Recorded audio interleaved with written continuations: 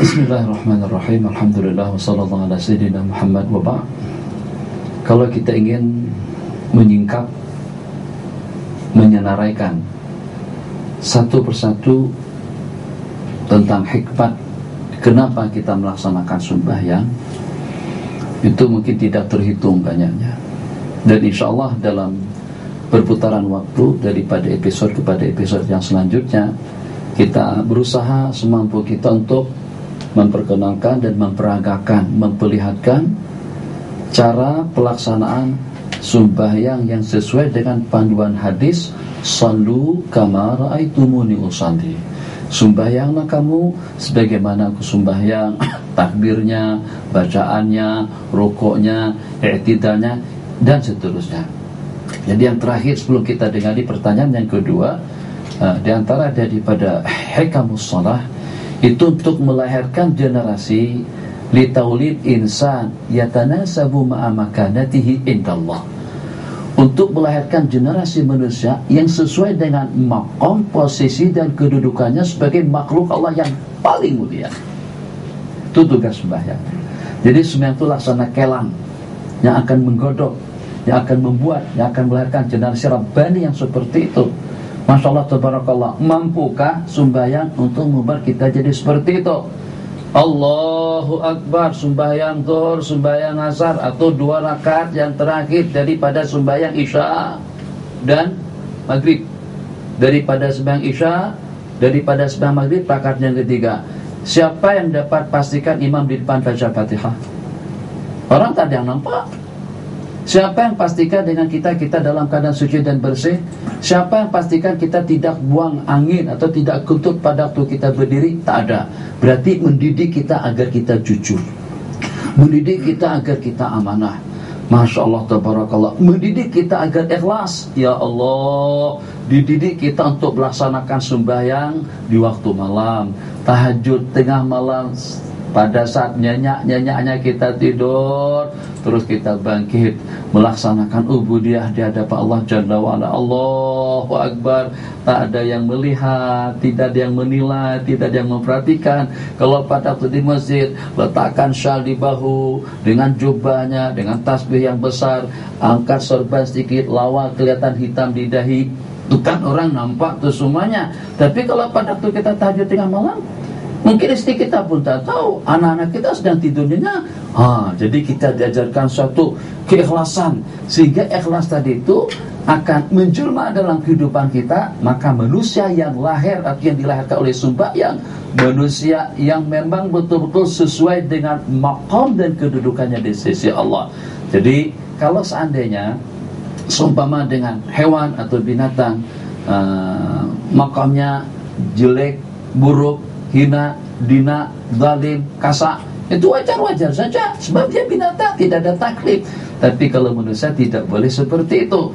Maka untuk mencas dan juga untuk mendidik, untuk mentarbiah, untuk membiasakan, untuk melahirkan generasi salati dalam kehidupannya, maka Allah wajibkan sembahyang 5 waktu kepada kita dengan bermacam-macam jenis sembahyang lainnya yang kita sebut dengan nawafilus shalah, qabliyah, ba'diyah, witir, duha, tahajud, tasbih, dan juga banyak lagi yang insyaAllah nanti pada kesempatan kita akan datang kita akan senaraikan, atau sedikit sebanyak kita akan sentuh tentang afdaliyah, keutamaan, kelebihan, dan cara kita melaksanakan sembahyang, jenis-jenis sembahyang sunat. Jadi kita akhiri dengan hikmah yang terakhir tadi itu, untuk melahirkan generasi li taulid insan yang sesuai dengan kedudukannya, sesuai dengan kemuliaannya di sisi Allah Jalla wa'ala. Insan merupakan makhluk yang teristimewa, harus juga istimewa dengan segala-galanya, dan dapat dibuktikan keistimewaan, kemuliaan manusia atau makhluk tadi itu di hadapan semua makhluk-makhluk Allah Jalla wa'ala. Silakan pertanyaan yang kedua. Bismillahirrahmanirrahim. Syekh, soalan saya, bagaimana solat zaman-zaman Nabi terdahulu sebelum kedatangan Islam yang dibawa oleh Nabi Muhammad SAW? Alaihissalatu wassalam. Jadi pertanyaan yang kedua menanyakan tentang bagaimana cara pelaksanaan sembahyang para nabi-nabi yang terdahulu sebelum datangnya Islam, atau sebelum sembahyang yang diajarkan oleh Nabi akhir zaman. Ya Maryamu nuti li rabbiki wasjudi warka'i ma'ar raki'in. Jadi cerita Sayyidatuna Maryam itu sebelum kebangkitan baginda Nabi sallallahu alaihi wasallam, yang dengan beliau diperintahkan untuk taat, tunduk, rukuk, sujud, setia, bakti kepada Allah Jalla wa'ala. Berarti memang ada sembahyang, dan itu memang terbukti. Jadi kata ulama, kelainan sembahyang yang dikerjakan oleh para nabi-nabi dan umat yang terdahulu dengan sembahyang yang kita laksanakan sekarang ini, tidak ada sembahyang yang lebih lengkap dengan pergerakannya dan juga dengan nama-namanya sebagaimana dengan sembahyang yang diwajibkan Allah kepada Nabi akhir zaman atau kepada al-ummah al-Muhammadiyah. Dahulu sembahyang yang dimaksud itu terbagi-bagi kepada para nabi-nabi yang terdahulu. Ada dengan nabi-nabi sembahyangnya hanya dengan zuhur saja, ada sebagian hanya dengan asar saja, ada sebagian hanya dengan maghrib saja. Jadi diantara daripada perbualan antara baginda dengan Nabiullah Musa alaihissalam, jadi kata Nabiullah Musa, aku ini dah ada pengalaman dah dengan umatku, itu hanya setakat 3 fardu saja, 3 kali sehari saja. Ternyata ramai yang tak boleh buat. Bagaimana dengan umatmu yang kecil-kecil, yang kerdil-kerdil itu, kalau pada saat diwajibkan untuk melaksanakan sembahyang 50 waktu, minta keringanan, Allah bagi keringanan 10 sampai menjadi 5. Itu pun tetap disanakan, naik sekali lagi, minta sekali lagi. Tapi dengan baginda mengatakan, aku dah malu dah dengan Allah, sudah berkali-kali memohon keringanan, dan pada kali yang terakhir Allah berfirman 5 dengan pelaksanaannya, tapi tetap 50 dengan ganjaran dan pahalanya. Terakhir, pada saat Nabi kita dijemput oleh Allah Jalla wa'ala, maka Nabi kita tengok ubudiyah daripada para malaikat bermacam-macam bentuk, bermacam-macam cara. Nabi kita katakan ada ubudiyah daripada malaikat turun saja terus-terusan, ada dengan mereka berdiri saja selama-lamanya, ada dengan mereka sujud saja sepanjang waktu. Jadi tidak ada i'tidalnya.